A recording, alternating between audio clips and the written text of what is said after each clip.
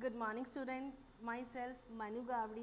Today we are going to start our class 6 chapter number 5 Frogs Everywhere, which is written by Ruskin Bond. बेटा chapter start करने से पहले सबसे पहले मैं आपको बता देती हूँ रस्किन बॉन्ड के बारे में। रस्किन बॉन्ड हमारे जो हैं इंडिया के बहुत ही स्पेशल और ही बहुत ही अच्छे राइटर्स में से एक हैं। इनको जो है बच्चों के बारे में और एनिमल्स के बारे में लिखना बहुत ज़्यादा पसंद है। और ये जो हम आज स्टोरी पढ़ने वाले हैं बेटा, ये इनकी खुद की कहानी है। तो चलिए आज हम जो है अपना पेज नंबर 30 कवर करेंगे। आप भी अपनी बुक में देख सकते हैं। तो let's get start the chapter. Marigolds grow everywhere, almost everywhere in our beautiful country. जो बेटा गेंदे के फूल होते हैं हमारी इस ब्यूटीफुल कंट्री में सबसे ज़्यादा उगते हैं। And they are constantly in demand, और ये सबसे ज़्यादा डिमांड में भी रहते हैं बेटा। क्या कहाँ पर? At festivals, marriages, religious ceremonies, arrivals, departure and functions. यानी कि कहाँ पर? बहुत सारे त्योहारों पर, धार्मिक स्थानों पर, शादियों में बेटा अगर कोई आता है, अगर किसी को इनविटेशन मिलता है, वहाँ पर भी जो है इन मैरीगोल्ड्स का यूज़ सबसे ज़्यादा किया जाता है। If you happen to be a guest of honour on a public occasion, अगर आपको किसी भी ओकेजन पर यानी कि आपको as a guest of honour बनाया जाता है, तो वहाँ पर जो है आपको to be prepare to smothered in garlands of marigolds, तो आप हमेशा तैयार रहना। इन गेंदे के फूलों की भरी हुई माला से आपको पूरी तरह से जो है गेंदे की फूलों की माला से भर दिया जाएगा। I am a little wary of these welcoming garlands because on one occasion a sleeping bee nestling between the petals. अब यहाँ पर जो रस्किन बॉन्ड है वो अपने बारे में बताते हैं। यहाँ से वो स्टार्ट कर रहे हैं कि वो जो है इन गेंदे के फूलों की इनको बहुत ज़्यादा आदत पड़ चुकी थी, क्योंकि एक ओकेजन की बात है जब जो एक मधुमक्खी सो रही थी। नेस्लिंग, बेटा यहाँ पे भी नेस्लिंग आप देख रहे हैं, इसका मतलब होता है एक रहने की जगह। बेटा ये जो मैं आपके साथ वर्ड मीनिंग्स लिख रही हूँ ये आप अपनी नोटबुक में या फिर अपनी बुक में साथ के साथ लिख सकते हैं। रहने की जगह, बिटवीन द पेटल्स, यानी कि शेल्टरिंग स्पॉट। बेटा नेस्लिंग का मतलब होता है शेल्टरिंग स्पॉट या फिर रहने की जगह हिंदी में। ठीक है बेटा, कहाँ पर? मधुमक्खी आपको पता है फूलों के बीच में बेटा कहाँ रहती है? फूलों के बीच में वो सो रही थी। Flew out and stung me under my chin, और वो फ्लू आउट यानी कि बाहर उड़कर आई और उसने मुझे चिन पर यानी कि चिन पर मुझे काट लिया। It made for a very short speech, मतलब कि ये जो बात है बहुत छोटी सी बात है। When I told young Gautam about this incident, he asked, "Is that how you got your double chin?" ये बात जो है रस्किन बॉन्ड किसको बता रहे थे? छोटे से गौतम को बता रहे थे। और उसी ने यहाँ पर एक क्वेश्चन क्या पूछा? इसीलिए क्या आपके डबल चिन है? Actually the double chin came from my grand mother who was a large, generously proportioned lady with a number of chins। आगे से रस्किन बॉन्ड क्या जवाब देते हैं कि ये जो डबल चिन मुझे मिली है वो कहाँ से मिली है? मुझे मेरी दादी जी से मिली है, जो कि एक लार्ज, जेनरस का मतलब होता है उदारता, यानी कि जो बहुत ही ज़्यादा अच्छी थी। और प्रोपोर्शन का मतलब है जो हमेशा इक्वली बेटा यानी कि बराबर से, यानी कि कभी भी किसी में भेदभाव नहीं करती थी। ठीक है बेटा, as you can see on the board. ठीक है, यहाँ पर आप जो है देख सकते हैं, आप अपनी बुक में भी जो है अपने ये प्रोपोर्शन वर्ड आपको मिल जाएगा जनरसली। ठीक है बेटा, जो कि उनके भी जो है डबल चिन होती थी। Gautam and his sister Srishti like to play with my double chin. यहाँ पे रस्किन बॉन्ड बता रहे हैं कि जो गौतम और उसकी जो सिस्टर थी बेटा सृष्टि, उसको जो है मेरी डबल चिन के साथ खेलना बहुत पसंद था। But I would never have dared touch my old granny on her chin or anywhere else। लेकिन रस्किन बॉन्ड यहाँ क्या कह रहे हैं कि मैं बिल्कुल भी हिम्मत नहीं कर सकता था कि मैं अपनी दादी की जो डबल चिन है उसको या उनके कहीं भी हाथ लगा सकूं। She was a stern and reserved women who believed that little boys should speak only when spoken to. वो जो थी उनकी ग्रैंड मदर के बारे में वो यहाँ पर बता रहे हैं कि वो बहुत ज़्यादा स्ट्रिक्ट थी, यानी कि नियमों का पालन करने वाली लेडी थी। और उनका ये कहना था कि अगर आप जो छोटे बच्चे होते हैं उनको तभी बोलना चाहिए जब ज़रूरत होती है, उससे ज़्यादा नहीं बोलना चाहिए।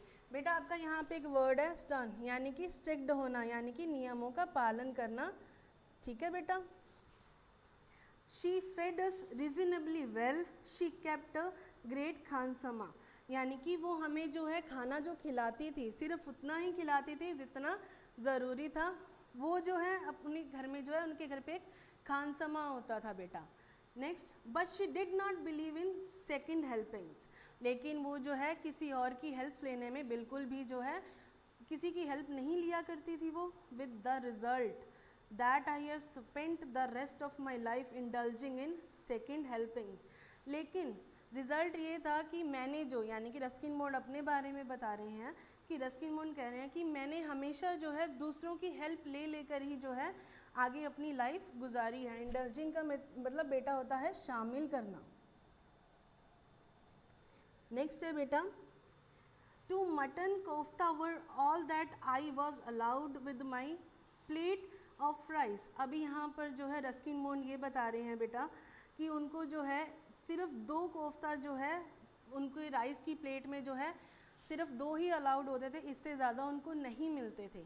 आई liked kofta, still do, so it was painful for a small boy to have to स्पॉट एट 2। लेकिन अगर जैसे रस्किन बॉन्ड बता रहे हैं कि उनको आज भी जो है कोफ्ता बहुत पसंद है, तो आप जान सकते हैं कि छोटे से लड़के के लिए जो है कोफ्ते को 2 कोफ्ते मिलना कितनी बड़ी बात हो सकती है। Now I am grown up man with an independent source of income. अभी जो मैं हूँ बहुत ही मतलब बड़ा हो चुका हूँ और जो है बिल्कुल अपने आप जीता हूँ, स्वतंत्र हूँ और मेरी जो इनकम है वो भी बहुत अच्छी है। I help my self to 4, मतलब मैं जो है 4 कोफ्ता मुझे मिल सकते हैं। हु कैन स्टॉप मी, यहाँ पर रस्किन बॉन्ड कहते हैं कि मुझे कौन रोक सकता है। Doctor Bisht who drops in to see me once a year, doctor Bisht जो हैं उनको साल में एक बार देखने आया करते थे। Remarked that I looked overweight and that I should cut down on my food intake. और उन्होंने मुझे क्या बताया, उन्होंने मुझे ये बताया कि मैं जो हूँ थोड़ा ओवरवेट हो चुका हूँ और मुझे जो अपना खाना है उसको थोड़ा कम कर देना चाहिए। What did you have for lunch? he asked. यहाँ पर डॉक्टर बिस्ट मुझसे पूछते हैं कि तुमने आज लंच में क्या लिया। कोफ्ता करी एंड राइस। आगे से रस्किन बॉन्ड ने जवाब दिया, मैंने जो है आज चावल और कोफ्ता करी खाई थी।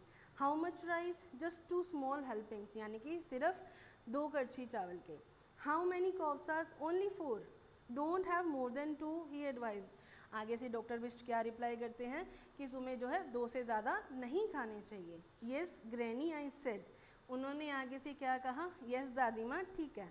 Doctor Bisht give me a puzzle look. अब बात तो ये है बेटा कि डॉक्टर बिस्ट ने उनको ऐसा क्यों देखा, क्योंकि उन्होंने डॉक्टर बिस्ट ना कहकर किसका नाम लिया था, ग्रैनी का नाम लिया था जो कि उनकी दादी माँ थी। Sorry I said I thought you were my grand mother, क्योंकि यहाँ पर क्योंकि उनकी जो दादी जी थी, रस्किन बॉन्ड की जो दादी जी वो भी उनको जो है 2 कोफ्ते से ज़्यादा नहीं खाने देती थी, इसीलिए उनको जो है उस टाइम यही लगा कि वो उनकी दादी जी हैं। Now he thinks I have got Alzheimer's. बेटा जो एल्जाइमर है एक तरह का, जैसे हम कभी कभार जो है भूल जाते हैं काम करते करते, तो ये जो है प्रॉब्लम होती है एल्जाइमर। एल्जाइमर्स बेटा ये एक तरह की बीमारी होती है जहाँ पर हम जो है कुछ चीज़ें क्या होती हैं भूल जाते हैं, काम करते करते क्या है भूल जाते हैं।